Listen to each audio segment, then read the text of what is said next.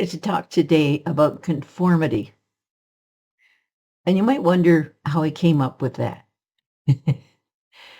Well, conformity has been a big part of my life. I have been a person who feels that if you have certain individual interests, you have certain skills, you have certain beliefs, that you should have a right to follow those. Now, I'm talking, of course, about where it does not hurt anyone else. I'm speaking just generally in terms of what you should be able to do in your life. Now, conformity is something that's there all through your life, and there are times when you have to adhere to it because it's expected and it's even written into the law. It's in schools where they try to get you to act as one so that there are no unruly people uh, running all around and doing things to interrupt the flow. And I understand that. And the same thing with institutions, other places like hospitals and so forth. They all have routines and rules and so forth. And I respect that. In school, when they would give you certain indications of when you do this, that happens, that sort of thing. I was one of those students that was able to see other ways of doing something. And I wasn't doing it to be belligerent or to create a problem. I was doing it because I could see that first, not the one they were suggesting. I knew what they were suggesting. I got that. But as an individual, I saw things a little differently. And I thought that you should be allowed to offer that as well, and that there was no right or wrong about it. So it's just one of those things that confused me as I was growing up. And it might be something that's a part of being an artistic person. I don't know. But what I do know is that I believe that people have certain rights. Um, and sometimes those get lost in the shuffle. And what that means is that you as an individual get lost. So I understand following the rules and following what is considered appropriate in that society. But in your private life, I think you have a right to be able to figure things out on your own the way it works best for you. Um, and that includes things like choosing how you want to like the place you want to live in and what that should look like, and all kinds of things like that that affect your life directly. So I can give you an example of this, how it affected my life. I was working in schools with autistic children, and there's one individual I remember thinking, that there was a process at the time they called normalization, a word I hated because, it infers that we all have to adhere to a certain standard, right?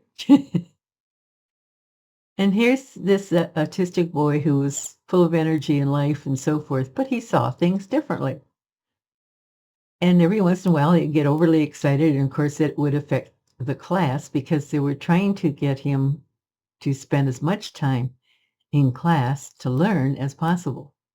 And I was there with him. And when things got rough, I was to take him in his room, a separate room that we had set up, so that he could calm down and so forth. And I did that. But when we had our private time together, um, I think he really enjoyed that because he got to be himself. Um, and I don't mean he was running off screaming and doing things like that. What I mean is he got to explore things the way he wanted to. For example, if there was a subject they were studying, I could take that with me to the room and him, and we could together look at it the way he wanted to see it. Um, and he just seems so much happier. Uh, I sometimes I found that I wasn't trying to buck the rules, but at the same time, some rules didn't make sense to me. And I think that's because we're not sensitive about individuals and their needs. We feel that we understand what a human being is, and there's a certain way we're supposed to behave and act and so forth, which is why we've gone into such a depth to describe the differences between the what they consider normal and, you know, and the other levels. And I don't agree with that, but sometimes I feel we lose the individual in the process. And I grew up in an era where when people had issues mentally, um, they would virtually be kept in a mental hospital and were given drugs and to keep them calm, but not for them to experience life or to figure out what to do about things or to get any real help individually all day long when they needed it.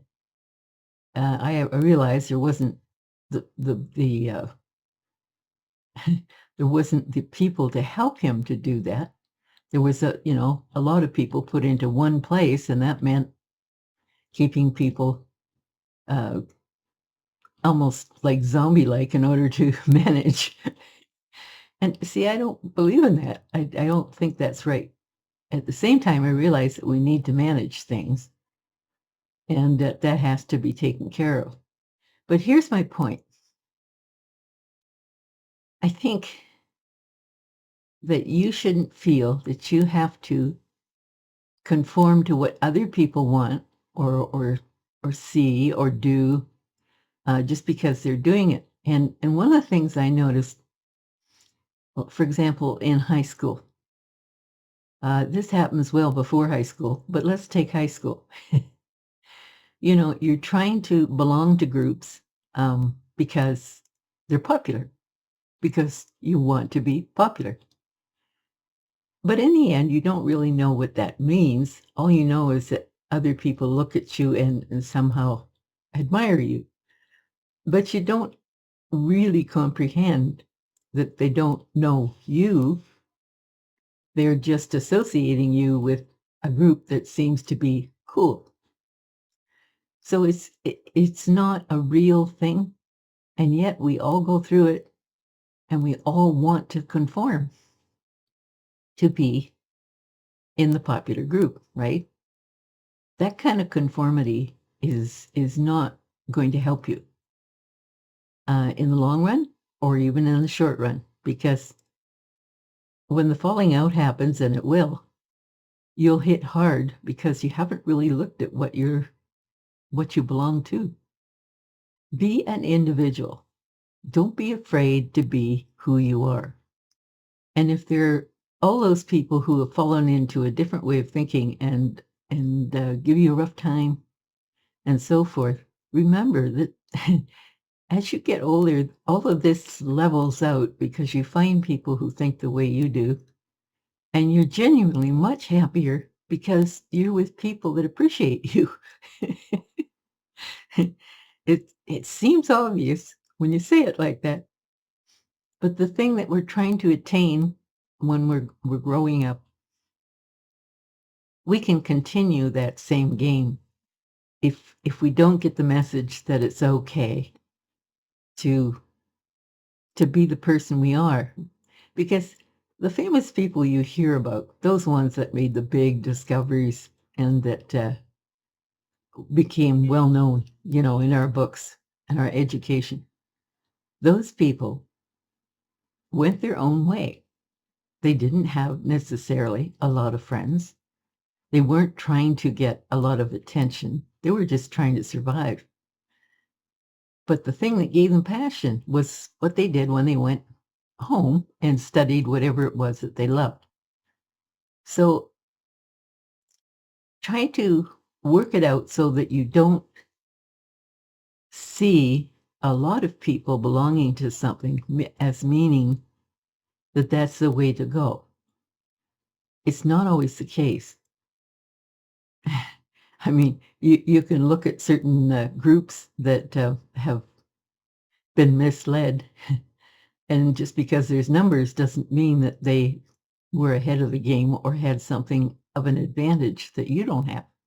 So think about that carefully, because your life is just going to be so much easier. You're going to be so much happier if you think about who you really are and what you really want. Those people that you're reaching out for, make sure that they're people like you, so they really will appreciate you. Be happy with who you are and find that out. Figure it out. Take courses, join clubs, etc. Find out who you are. And the conformity part, you won't feel as obligated to follow.